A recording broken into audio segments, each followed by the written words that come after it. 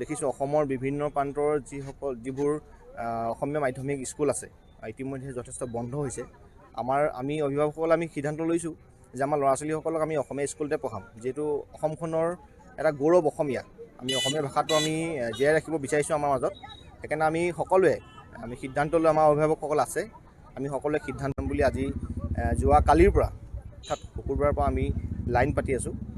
আৰু এইটোৱে আশা সোমবাৰে আমাৰ 9 বজাত ফৰ্ম দিব, আমি ফৰ্ম ল'ম আৰু ল'ৰা ছোৱালীক ইয়াত শিক্ষাগত অৰ্হতাখিনি আমি আগবঢ়াই লৈ যাম।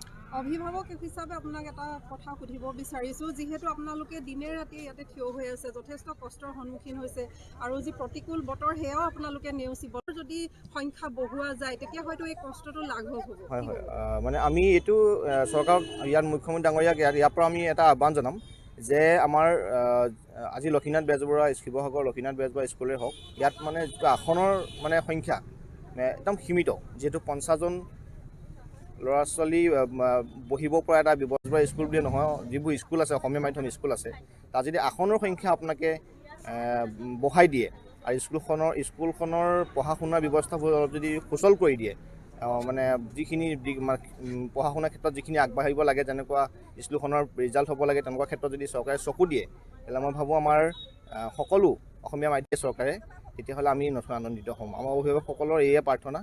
আৰু যিহেতু অসমৰ ৰাইজৰ হৈ আমাৰ মুখ্যমন্ত্ৰী ডাঙৰীয়া, আমি ইয়াৰ পৰা আমি আপোনাক এটা অনুৰোধ জনাইছোঁ। Thank you. এনেকৈ যে আপোনালোকে সকলো অভিভাৱক অভিভাৱিকাসকলৰ জ্ঞাত মহোদয়ে অসমীয়া মাধ্যমৰ বিদ্যালয়বিলাক প্ৰাক প্ৰাথমিকৰ পৰা ক্লাছ 5লৈকে অসমীয়া বিষয়টোৰ ওপৰত বহুত গুৰুত্ব দিছে। সেয়েহে আমিও এই বিদ্যালয়খনৰ বহুতো আগৰ পৰা শুনি আহিছোঁ যে লক্ষ্মীনাথ বেজবৰুৱা শিশু ভৱন এই বিদ্যালয় সুনামৰ অৰ্থে আমি আমাৰ নিজৰ ছাত্ৰ ছাত্ৰীসকলৰ ল'ৰা ছোৱালীসকলৰ ভৱিষ্যত উন্নতিৰ কাৰণে, ভৱিষ্যত উজ্জ্বল হ'বৰ কাৰণে আমি এই বিদ্যালয়ত প্ৰপত্ৰৰ কাৰণে আজি ইয়াত বহি আছোঁ। যোৱাকালি 11মান বজাৰ পৰাই বহি আছোঁ। যেতিয়াৰ পৰা আমাৰ এই জাননীখন হেং হৈছে তেতিয়াৰ পৰা আমি এই বিদ্যালয়ত বহি আছোঁ, দিন ৰাত একাকাৰ কৰি। এতিয়া নহয়, যোগাযোগ কৰিছিলে, প্ৰধান শিক্ষক মহোদয় আহিছিলে, আহি আগবেলা ভাগত তেখেতে কৈছে যে আপোনালোকে ইয়াত বহি আছে, কিন্তু প্ৰপত্ৰ 100খনহে দিয়া হ'ব আৰু 50খন আসন আছে বুলি ইতিমধ্যে জনাইছে। এখন লিষ্ট বনোৱা হৈছে, এই লিষ্টৰ মতে আমি 100জনৰ নাম ভৰ্তি হৈছে আৰু সেই 100জনৰ বাদ কৰি আৰু কালিলৈ যদিও দেওবাৰ নতুনকৈ আহিলে আৰু সেই সকলক আমি দিয়া নহ'ব, কাৰণ এই 100খন ইতিমধ্যে হৈ গৈছে। এই তালিকাখন অভিভাৱিকাসকলে প্ৰস্তুত কৰিছে, কিন্তু ইতিমধ্যে আমি তেখেতে কৈছে যে আপোনালোকে যদি ইয়াত এনেকৈ ৰৈ নাথাকিব বুলি কিন্তু কৈছিলে। হ'লেও আমি জানিবলৈ পাইছোঁ আগতো ইয়াত বহুত মানে খেলি মেলি হৈ যায়, প্ৰপত্ৰৰ কাৰণে খুব মানে ঠেলা হেঁচা হয়। গতিকে আমি সেই ঠেলা হেঁচা নহ'বৰ কাৰণে নিয়মবৰ্তিতা মানি এখন লিষ্ট বনাৰে 9 বজাত দিব বুলি কৈছে। সেই 9টা বজাত দিব, কিন্তু আমি কালিৰ পৰাই ৰৈ আছোঁ, যিহেতু আমি আকৌ নতুনকৈ এখন লিষ্ট বনাবলৈ এইখন সুবিধা নিদিওঁ মানে। সেইটো কাৰণে আমি ইয়াতে লিষ্টখন বনাই আমি আজি ৰাতি থাকিম, কালিলৈ ৰাতি থাকিম, পৰহিলৈ হোম মহোদয়ে কৈছে, গতিকে পাম বুলি আশা কৰিছোঁ। পৰহিলৈ সোমবাৰে 9টা বজাত দিব বুলি, গেট খুলিব বুলি কৈছে আৰু প্ৰধান শিক্ষক মহোদয়ে কৈছে, গতিকে পাম বুলি আশা কৰিছোঁ।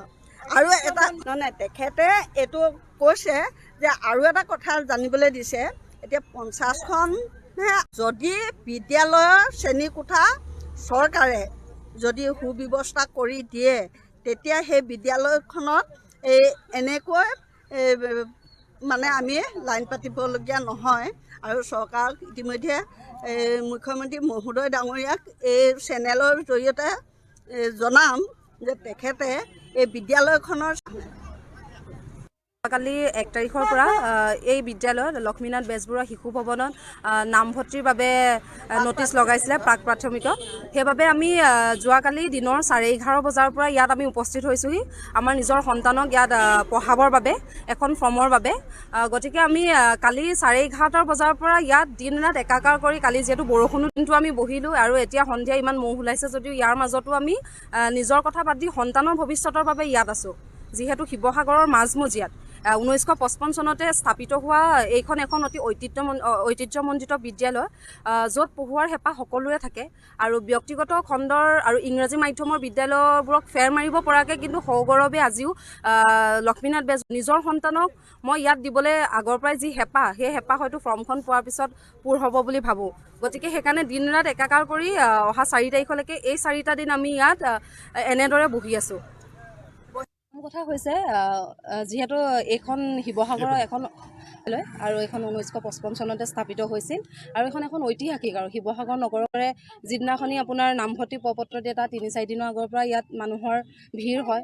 এইকাৰণে হয় কাৰণ ইয়াত কিবা এটা থাকিব লাগিব, কাৰণ এইখন এখন আদৰ্শ বিদ্যালয়, যিহেতু ইয়াৰ এটা নিজৰ স্বকীয় বৈশিষ্ট্য আছে আৰু ইয়াৰ যিসমূহ শৈক্ষিক যিখিনি তাৰমানে মানদণ্ড, লগতে ইয়াৰ যিটো অনুশাসন আৰু ইয়াৰ যিটো পঢ়ুৱাৰ তেওঁলোকৰ ল'ৰা ছোৱালীক যিটো ধৰি লওক সমস্তখিনি আছে, সেইবাবে বিদ্যালয়খনৰ পৰা আগৰ পৰাই আমাৰ আন্তৰিকতা আছিল আৰু মই নিজকে সৌভাগ্য বুলি ভাবিম যদি মোৰ ছোৱালীজনী ইয়াত পঢ়িবলৈ সুবিধাটো পায়। আৰু ইমান বৰষুণকো নেওচি আমি যোৱা 1 তাৰিখৰ পৰা ইয়াত আছোঁ। 1 তাৰিখৰ পৰা আমি প্ৰপত্ৰৰ বাবে আছোঁ। অহা সোমবাৰ অৰ্থাৎ 4 তাৰিখে আমাৰ প্ৰপত্ৰ দিব। লগতে এইটো কওঁ যে ইয়াত আপোনাৰ আসনৰ সংখ্যা হৈছে, কিন্তু আমাক প্ৰধান শিক্ষকে জানিবলৈ দিয়া মতে ইয়াত যদি চৰকাৰে যদি এটা বিল্ডিঙৰ ব্যৱস্থা কৰে, যদি স্কুলৰ যদি আন্তঃগাঁথনি আৰু উন্নত কৰে, তেনেহ'লে ভৱিষ্যতে আৰু 100জন বা 150জন ল'ৰা ছোৱালী পঢ়িব পাৰিব। তেতিয়া হয়তো এনেদৰে লাইন পাতিব নালাগে, প্ৰত্যেক যাৰ আশা আছে সকলোৱে পাৰিব। আৰু যিহেতু এতিয়া কৰোণাৰ পিছত লকডাউনৰ পিছত মানুহৰ আৰ্থিক দিশটো খুব বেয়া, ব্যক্তিগত খণ্ডত দিবলৈ কাৰো সামৰিব পৰাকৈ কিন্তু শিৱসাগৰত লক্ষ্মীনাথ বেজবৰুৱা শিশু ভৱনে বৰ্তমান যথেষ্টখিনি আগবাঢ়ি গৈছে। মই ভাবোঁ যে ল'ৰা ছোৱালী শৈক্ষিক ক্ষেত্ৰখনত প্ৰত্যেকটো দিশত পঢ়িব পৰাকৈ এখন অতি উৎকৃষ্ট এখন বিদ্যালয়।